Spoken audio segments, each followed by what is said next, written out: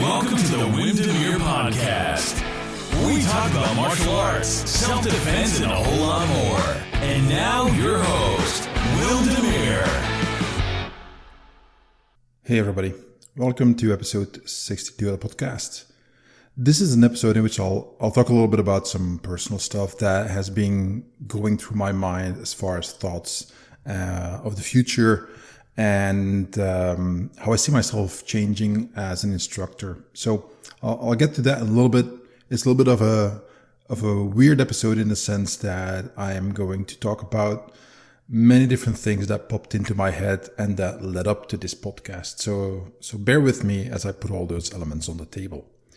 Now, as always, before we start, shout out to one of my patrons, and this one goes out to Wes Lynn, who is one of my newer patrons at Greenbelt level, who's been with me only for a few months, but just wanted to say a thank you to you, Wes, for supporting my work.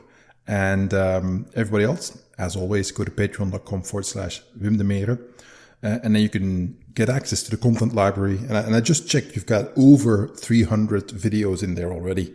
And every month there's a lot more. So, and that's just the videos. There's dozens of bonus podcast episodes, bunch of stuff. So you want to do something to help me out with the show, check that out.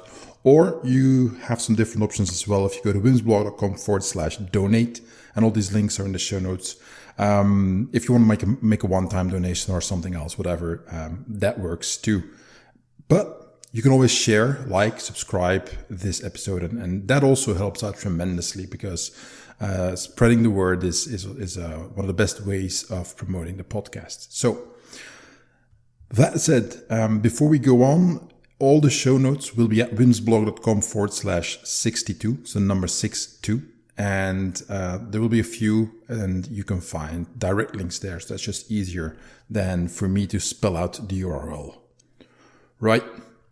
So that said, the aging martial arts instructor. Well, as I mentioned in the beginning, it's just a bunch of things coming together the last few months, and one of them is I turned 49 a little while ago, so I've got the big 50 coming up in less than a year. I've thought about it. It's weird on the one hand. On the other hand, I'm not really focused on that number, as I've never been focused on age all that much. I'm guessing that might change once that 5 is added up front to my age. So we'll see next year. But so far, not really a big deal. I just try to keep busy and do the best I can in everything I do. And what more can you ask?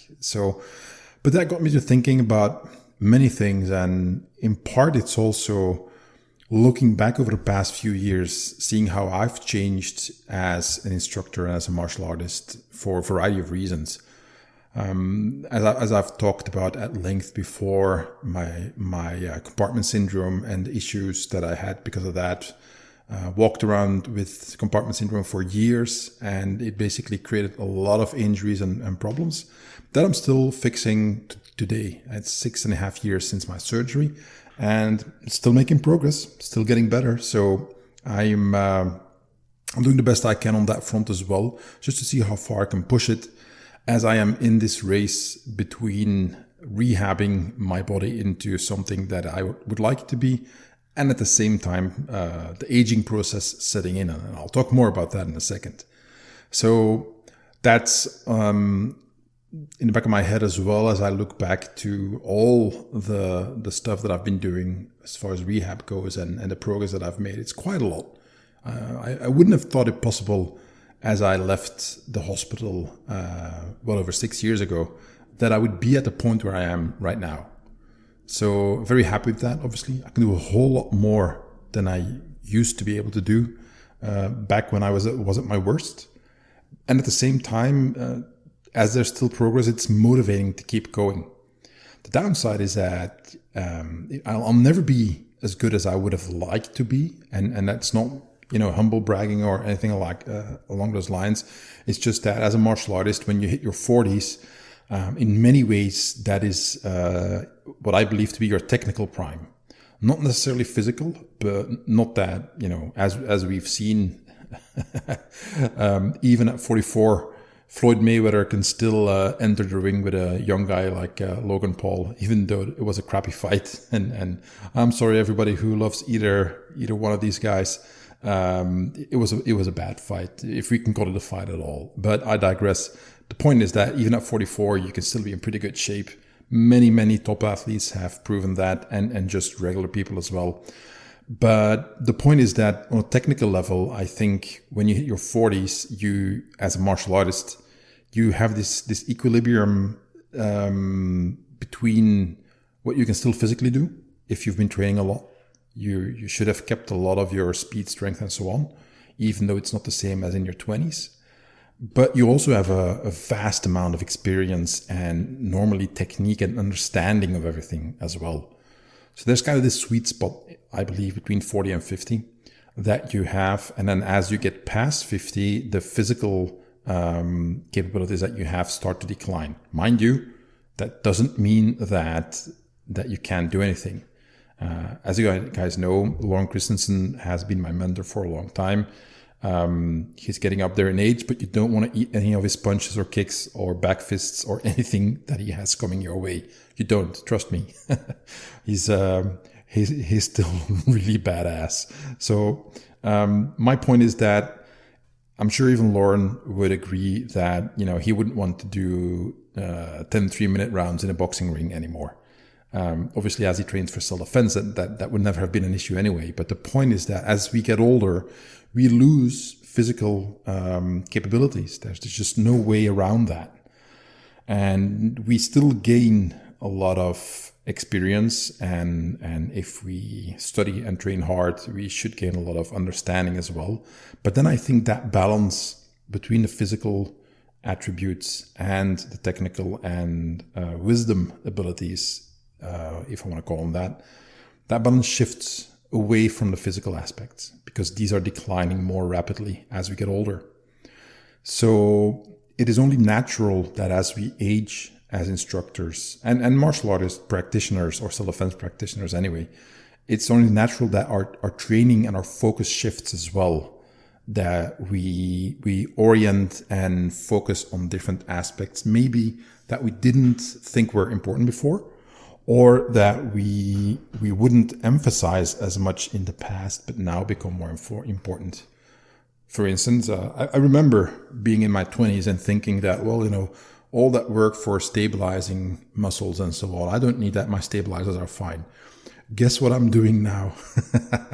I am doing so much more work for stabilizers and just keeping my body functioning correctly, as opposed to all the pure strength training that I used to do for the prime movers, the big movement muscles.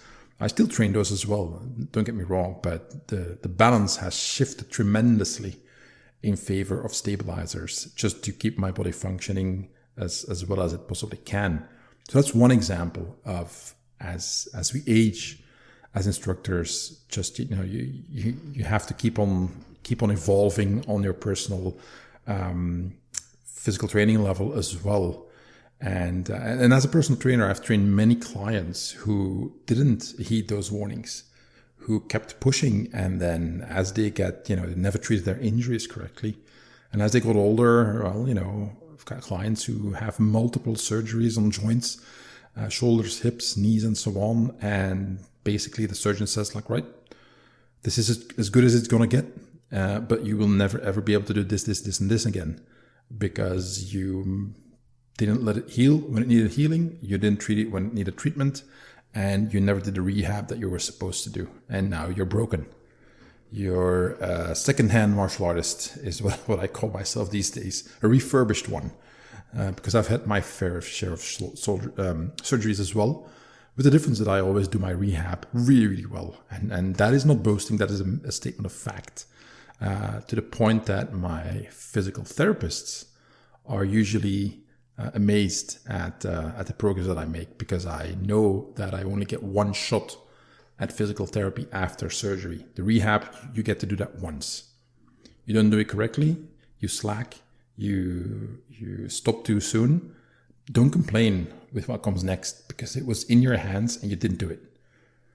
Anyway, that's a little bit of a digression, but that brings me to the second point, the second factor of why I started with this idea for this podcast episode.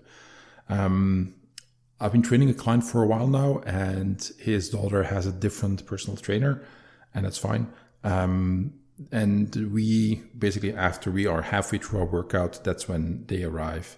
And it's a very, very large home gym that they have, so we don't get in each other's way at all. But her trainer, his daughter's trainer, is much younger than I am. She looks like she's in her mid-20s maybe. So we're talking different generation.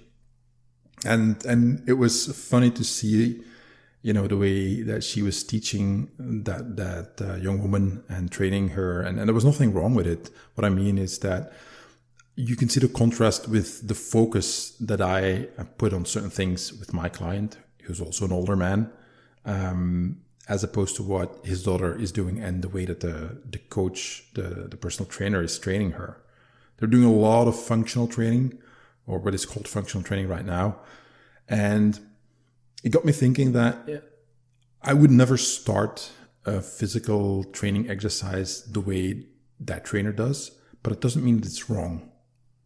It's I have my own way of doing things based on my experience. And I'm sure my experience is a lot. I mean, I've been working for many, many years, much longer than that younger trainer. So that my experience is what it is. But it doesn't mean that what she's doing is wrong per se. It only means that I have a different method of trying to achieve the same goal.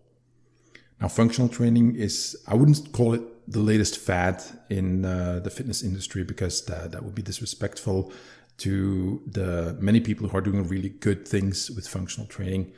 The point is that it's one of those, I'm not going to call it hypes, but training protocols is maybe better, that has taken over, and all of a sudden everybody started doing it. And as always in the fitness industry, they turn it into something that was never meant to be.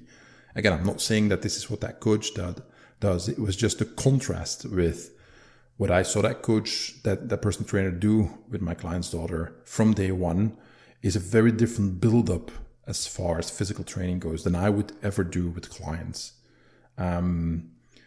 The factors that I take into account before I start teaching somebody anything, whether it's martial arts or physical training, are very different from what I can clearly see by the exercise choices of that trainer. That we start from a different position. We start from different assumptions, which means that obviously the training methods will vary. And that kind of made me realize that as a personal trainer, I'm getting old, man. I'm getting to that age where a lot of people look at me like, wow, you've been doing this for over 25 years now. Wow, that's a long time. So yep, that's true. But it is what it is. So my point is that you see a lot of things. I've seen a lot of things come and go in the context of personal training. And a lot of stuff gets rediscovered. A lot of stuff gets lost. And then it gets reinvented. I'll give you an example. I posted something on the blog a little while ago about the Tabata protocol in the fitness industry and even in the martial arts, where it's people use that name Tabata protocol and they don't know what it means. What they are showing has nothing to do with Tabata protocol at all. And I refer people like, read the original research. And it's clearly defined what the protocol is and what it is not. Just because you call it that doesn't mean that's what it is. And this is kind of a segue into the next aspect of, the next little thing that popped into my head in preparation for this episode. And that was, I have my Facebook group. The Facebook group, I put a link in the show notes. It's called You Are Not Aries, God of War. So, and I asked if anybody had some ideas for interview guests. And I posted a link to one of the, better known YouTubers. And And I eventually, decided not to contact that person for an interview for a podcast. And the reason why I asked is for several reasons. First off, because a lot of people who are in my group are younger than I am. And even if they're the same age or older, they have a very different focus. They live in a different country, different experiences. So it's very nice to always have these different perspectives so that you can hear somebody give a suggestion that I would never have thought of. Like, okay, talk to this guy. And usually, it happens that I never heard of the person. Again, I don't know everybody, so it's only normal. But anyway, I explained my reason for asking them if I should contact that person. And I said to the forum members, the group members, that I am now at about the age that Lauren Christensen was when he kind of took me under his wing. And I'd like to pay it forward and help the younger generation, just like he did for me. Now, the biggest issue is that I'm having a hard time finding younger martial artists that are apparently, having a go at it, at making this their full-time occupation. That I found impressive both with the skill, the experience, and so on, but also the mindset that I need to be more or less compatible with mine.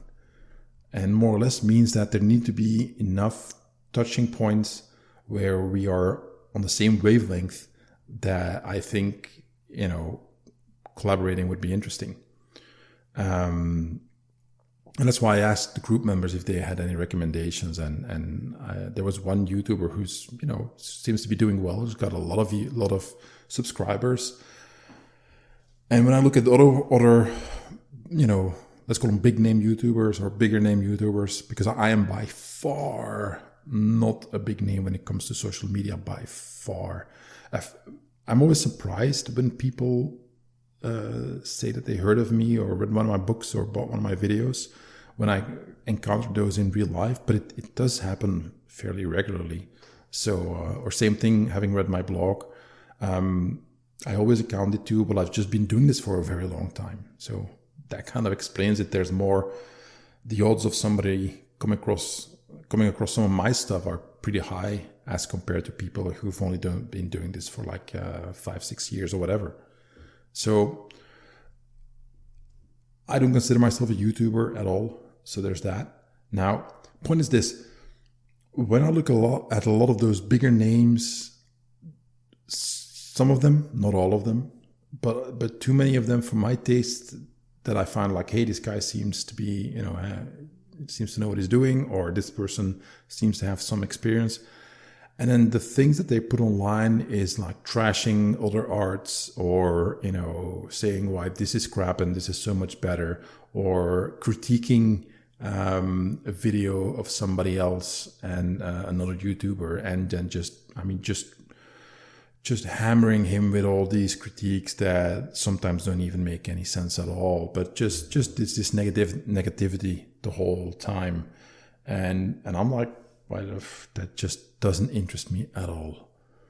I'm like, what are you doing that is so much better than somebody else? And that kind of makes me not want to talk to those people, because it's just like, nope, I'm not interested in that. And on the other hand,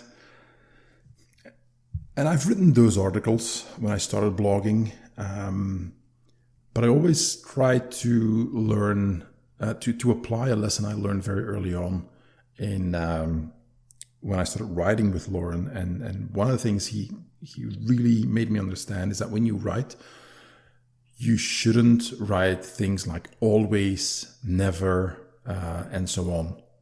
You shouldn't make definitive statements, because you can't. For instance, this is the best defense against a knife attack. Or learn these 3 impossible to block punching combinations. It's like, you can't say that. If you write this kind of stuff or claim this, there's somebody going to be out there who will prove you wrong. And because absolutes, as a Jedi say, only a Sith thinks in absolutes. And obviously saying that is an absolute in and of itself, but then we get too far into the weeds, so let's not go there. But the point is that if you put things in those absolute terms, the end result is that you will be proven wrong. So I try not to do that, even when I wrote stuff like how to throw a leg kick, how to do this technique or this and that. If I'm not mistaken, I have like a few blog posts that are really old in which I critique knife defense or something else. I forget that nowadays I wouldn't write it anymore, but I'm leaving things up there mostly as a historical record, and also that you guys can actually see progress in the way that I think and write. So nothing's hidden. But the point is that if I see a lot of guys, have these clickbait titles and then make these wild claims, then I'm like, who, again, the name of my Facebook group, who made you Ares God of War? You're not it. So you shouldn't make those definitive statements. And that is very much what is in vogue right now in the martial arts and self-defense community, or industry, as some call it right now. I want no part of it. Doesn't interest me, because I think it's bullshit. I've seen all those fads come and go as well. Like, this is the best art, and then it was this, and then it was that, and then first it was boxing, and then it was karate and kung fu. Then it was kickboxing. Then it was Muay Thai. All of a sudden, Pencak Silat came out of the woodwork. Then we had Krav Maga. Then we had reality-based self-defense, and then we have an MMA, and we have all these cycles of people make all these wide claims, but this is the ultimate martial art. It's complete and utter nonsense. There is no best or whatever martial art. There's maybe one that works for you, but that doesn't mean that it works for everybody. So all those kind of things, they don't interest me. And that brings me to the other point, is that a lot of the stuff that I see people post now has a very high duh factor for me, which only proves that I'm getting older, because I remember having those discussions and talking about those things 20, 30 years ago. And now I see people rehashing that, but this time, again, making those definitive statements. Now, if you think I'm ragging on these people because they're younger, I'm not, because I remember how arrogant I used to be at their age. So I try to cut everybody some slack. And I'll also read you a quote here. Here's a quote. "The children now love luxury. They have bad manners, contempt for authority. They show disrespect for elders and love chatter in place of exercise. Children are now tyrants, not the servants of their households. They no longer rise when elders enter the room. They contradict their parents. They chatter before company. They gobble up dainties at the table, cross their legs, and tyrannize their teachers." This quote is from the philosopher Socrates over 2,000 years ago. So let that sink in for a little while. And maybe realize that there was a time when we were those youngsters and that older people were talking about, like, that's a no good generation. And now, as I and many of you listening are becoming older, we look at the youth and the kids of today, and it's very tempting to say what Socrates said. I think that is incorrect. That change is one integral part of life, and that includes the martial arts and self-defense. So we need to be understanding that, even if it's not for us, there's a good reason why progress is made. It's because people try new stuff. And if it doesn't work, it doesn't work, and we can discard it. But you don't find new information inside the box. Typically, you tend to find it outside of the box, which means that you have to look at the mavericks and the guys at the fringes who are doing, special stuff. You don't have to accept everything they say and do as gospel. That's not what I said. But you have to look beyond your own little box and look outside of it. One of my teachers told me that like 20 years ago, like, if you want to keep on growing at a certain point, A, you have to teach, and B, you have to look at other arts to get a different perspective. Otherwise, you're just navel gazing too much. And that brings me to another thing that popped into my head. If you've read the Anne Rice books about the vampire Lestat, the Interview with the Vampire series, I remember reading that one many years ago. And in one of the books, I think it was the first one, but I'm not sure. It's about, I think it was Lestat getting, was it Armando? I forget who was the vampire's name, but basically an older vampire creates a new vampire to take him as a companion. And the reason is that he needs to understand the times he lives in.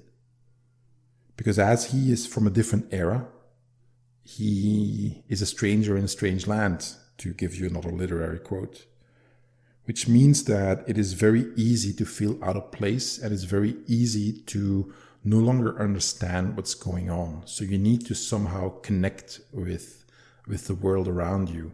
And that is in many ways what taking a disciple, teaching, writing, and so on is about, is that you try to stay connected to the world around you so you don't become obsolete, so you don't become an anachronism. There needs to be a balance between tradition and change, between keeping what works and evolving with the times, and evolving in such a way that what you take with you from an earlier time stays relevant. And that is in many ways what I think is worthwhile when you mentor somebody and when you look at the younger generation and you try to pass on knowledge. This is one of the things that in the Tai Chi Chuan that I do, there's this concept of correct transmission, which means that you will pass on what you learn to the next generation correctly. So they learn the right way so they can pass it on to their students and so on. Now, in many ways, people think that is just about just pass it on the way you received it. I think that is a mistake, because then it becomes something that is fixed in a certain time period. But times change, and I'll give you an example. I'll give you two examples.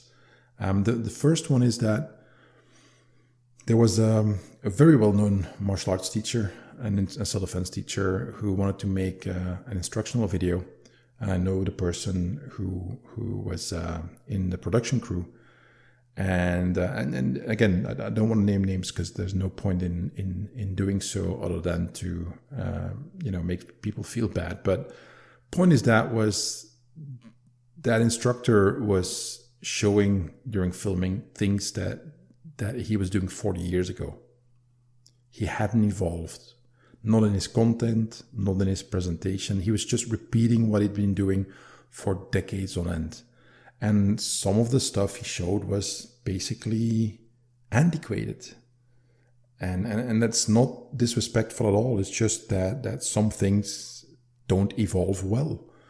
I don't see anybody making the claim that a Model T Ford is a better car than basically any entry-level car that you can buy nowadays in the US from an American manufacturer.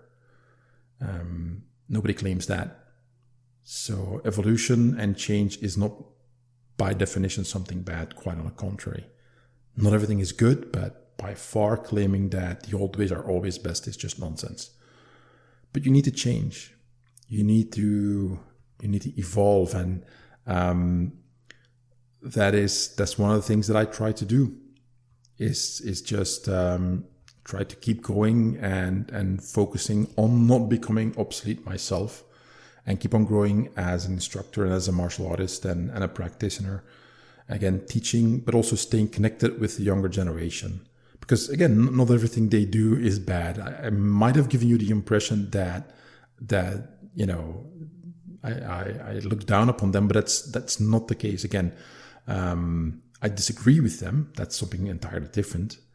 But and again, as I was saying before, I remember being their age and being very convinced that I was right about everything, only later to find out that I was extremely wrong, and people were very patient with me and very kind in pointing out the error of my ways. And sometimes that was a painful lesson, because they'd literally smack me over the head and punch and kick me so that I could experience how wrong I was.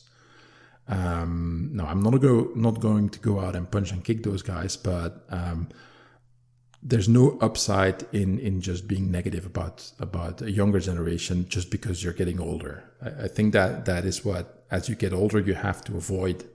One of my clients told me that many years ago, like almost 30 years ago. He said that he listens to pop music, even though it's not the music he really likes.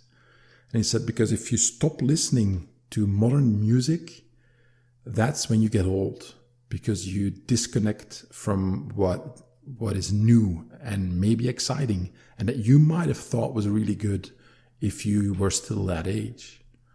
So to this day, I will listen to the radio, I will listen to all kinds of music.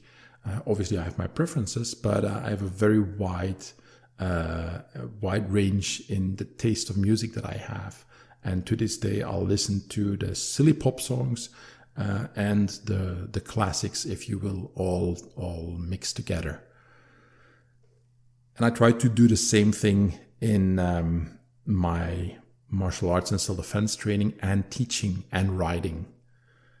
And like I said, life is change, and it should be an inherent part of the arts and systems that we train in and teach. And I'll give you another example, as promised. That is, Danilo Santo was interviewed, this is a long time ago, and I saw that interview. And he mentioned that somebody asked why Jeet Kune Do had so many defenses against side kicks. And he explained that back in the days when Bruce Lee created the system, that was pretty much the kick that everybody would throw. Everybody was doing side kicks. So it is only natural that you developed a lot of techniques against that. Fast forward to 2021, you do not see that many people throw side kicks anymore. You see a lot more round kicks, leg kicks, roundhouse kicks, and so on, if anything. But you don't see a lot of side kicks by comparison. So it would only make sense that a system like JKD would evolve along with the times, instead of staying stuck with, no, we have to do, majority of techniques against side kick because that's what everybody's throwing, even though that's not the case anymore. So this whole episode is basically me talking about how I experience getting older. In essence, it boils down to that I don't necessarily want to train to be the fastest or strongest that I could be anymore, like I did when I was younger. Again, I competed in full contact fighting, so then you kind of have to, because otherwise you get beat up too much. And I did that for as long as I could, but I have to understand that at 49, again, the aging process, but also the damage and the injuries on top of the aging process it means that if I try to train that way, well, I'm going to get even more injured permanently. So that doesn't mean I stop training with intensity. Quite on the contrary. It only means that I have to be a lot more careful with it, or more methodical, and also more realistic, understanding that I'm not 18 anymore. I will never be again. So understanding that there are limitations that I can try to offset as much as possible by having better understanding of the why, when, how of certain things, and trying to work more on the technical, tactical, strategic, and psychological aspects. And that way avoid having an overly large emphasis on purely hardcore physical training with a body that can no longer take that as it could when I was in my early 20s. And I would say that this could be a mindset and a way of training that many of you might find helpful as well. And that's kind of the whole point of this episode. So obviously, I'm well aware of the fact that my personal experience is not the same for everybody. I personally do know people who are my age and even older who don't have any injuries, and they can do the hardcore training still. And if that's you, vaya con Dios, more power to you. I'm happy for you, actually. I wish I was the same, but I'm not. So what I found is that for many people, there's a lot of middle ground there between zero injuries and training like an animal in your 60s and being 35 or a little bit older and you're already half crippled. Those are extremes. Most people find themselves in the middle of that bell curve.